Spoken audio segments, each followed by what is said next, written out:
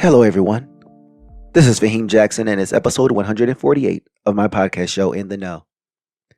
This podcast is aimed at trying to guide people through the world with a variety of topics. Each season, there will be a particular group of topics. Within these topics, I'm asking questions and trying my best to answer these questions with viewpoints of the world around me. The following episode introduction speech is for the topic of today. And that topic is gender real? In our society today, we have all these conversations constantly about gender. If you go on the internet, all you hear is talks about how the genders are different, or some people think there's no difference at all.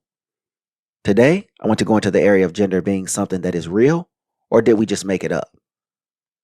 I will explain all of this in detail with regards to the definition of gender as well as how we evolved as men and women in order to come up with the concept of gender. I have my opinions on gender myself, but I'll go into that later on in the podcast. As for now, let me set up the reason why I decided to go into this episode. So enjoy the episode, listen, and share with your community. Also, make sure to go over to YouTube and subscribe as well. But for now, I'm going to go into the episode. And I'm going to start with, what is gender? A clear definition of gender would be labeled as is the social, psychological, cultural, and the behavioral aspects of being a man, woman, or other gender identity. There are also biological aspects to what gender is besides a social construct, but that is when you place sex in the conversation. Now, sex and gender is not always mutually inclusive, but it can be. An example would be for gender is a bathroom that separates men from women. There are now all gender bathrooms, which I personally don't use, but this has become a thing over the recent years. It's like, why do we need an all genders bathroom? But what does that mean, all genders? What it means is that people actually classify themselves in these different identities, and they want you to go along with it. Now, what are some of the reasons we have this gender identity? Because it had to come from somewhere in life. When we established societies, there had to be a reason to separate from the two of us. So let's look into that, where gender came from. In our ever-changing society, we have to observe the reasons why gender exists. In the very beginning of our existence, we always have the smartest and the brightest of our society. They are able to observe the differences between the two genders.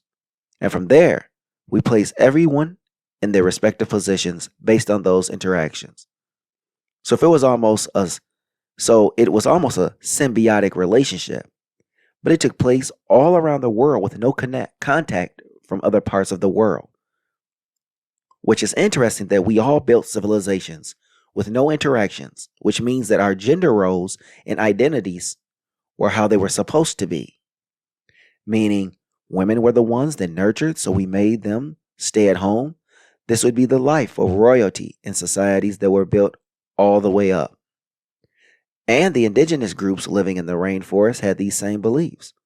So when you hear feminists speak today, they make it sound like gender as it pertains to women's roles is this Western Eurocentric mentality. Okay, fine. Can we change what gender is? Because we have had this gender identity for hundreds of thousands of years. So let's look at that. Can we redefine gender? In our society, we're always trying to redefine what it means to belong to a group or identity. So with that, can we define what our gender identities are? Let's assume we can do so. If we did, a lot of people are going to want to make modifications to things they don't like about their gender, but they aren't going to do anything to change the views on the opposite gender. Here's where things start to get disingenuous, because a lot of people don't have a problem with the identity when it benefits them, but have problems with the things that work against them. What if we were to change the outlook of gender? How would it look? We're way too biased as humans to make this happen, as I just previously stated.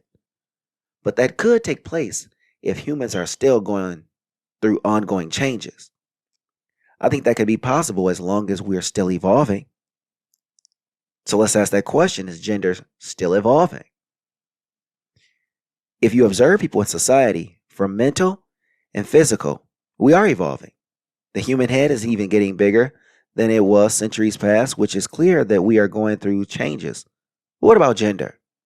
Let's assume for a second that this is a true statement. If it is a true statement, what aspects of gender are going to be evolving? How about we break down a descriptor of gender? Like socially, we're evolving. With regards to social, we could be evolving so that women become constructed in such a way that they become the leaders. For the longest, we as men have been the leaders, the protectors, and providers. Now, I personally don't see this happening because this leads into the next descriptor of evolution, which is psychological. Women's nature not allow them to switch up and see men as not leaders. We've evolved to this point, and even when most push against it, they still stop mentally. Now, on the other hand, culturally, life is starting to evolve. Because when you look at modernized societies, cultures are growing and falling all the time. And then new ones are coming out of the old ones. In real time, we don't see this evolutionary change because we've evolved incrementally.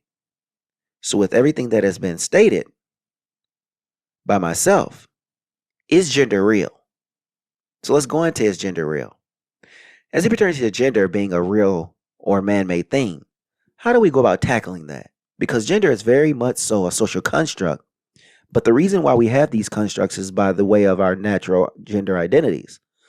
So yes, we can technically get away from gender as a construct, which means it is not real. Yet when we start to go down the road of our natural embodiment, here's where things get tricky. Because we have no other choice but to accept that. And from here, we construct our identities, our gender identities. So the reality stems from nature. From a technical standpoint, it isn't real, but it is real. It's one of those things that shows it's not real, but only factors force it to be. But let's go more into that idea of the social construct. How about we give a definition that is clear so we understand what this construct is about? So what is the social construct?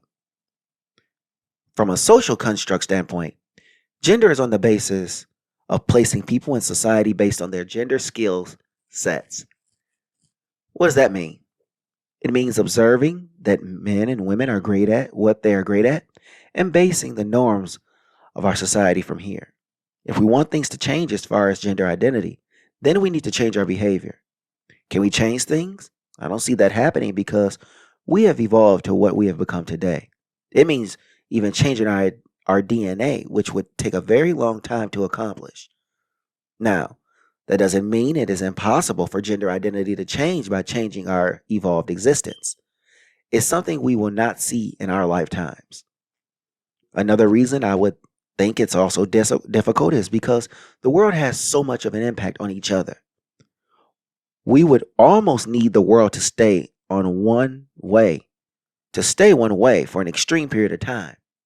It's just too much that goes into changing our identities, which affect other gender constructs as well. But why do we have such a hard time accepting our roles from a gender perspective? Now let's look at the limitations that we don't like. As people, we have a really hard time when it comes to things like gender because there are so many limiting factors. But as humans, we're supposed to accept our limitations and change the things we don't. Change the things that we can change. But for some reason, that gender ideology does not resonate with a lot of people. Well, why is there so many issues with the idea that gender is set in stone? One reason is because the lack of control that we have as people when it comes to something being so set. It's almost as if we're biological beings and it needs to stay that way. There's no change, so deal with it. Now, partially, the statement is true, but we are evolving, so who knows what we'll be in 10,000 years. Another reason why people take issue with limits is because we push so many limits already in society. Why not push this limit as well? Yet still, we still have boundaries with what we push already, such as infrastructure, technology, and medicine. With everything that has been stated, what does it all mean to me? Should we just shut up and deal or change the norms? This is where we go into the "it is what it is" statements. We want so dearly to be different from the constructs that we are in. And yes, humans have the ability to change those constructs because we create the construct. Only problem is, like I said prior in our gender identities, we shape our constructs. Now, our construct's different depending on where in the world in which we live. Yes, but for the most part, most of us from around the world have a similar identity based on gender. Anywhere you go in the world, men are going to be expected to be protectors and providers, while women are nurturers and support systems. So as you can see, the world pretty much agrees. Also, indigenous groups with no contact with the outside world also have this gender set up as well. So what is their reason for living like this? Because they have not been inundated with mass communication and the ability to connect like we have globally. So with this show wrap up, why do we have to ask the question, is gender real? Throughout this episode, we learned that gender has many viewpoints that will give an open eye into how we see each other. What does that mean, gender is a real or fake identity? Because I look at gender as a construct that comes from a biological existence as a human. We just create the social, cultural, behavioral, and psychological aspects of being a man or woman. Now ask yourself a question. How do you view gender in our society?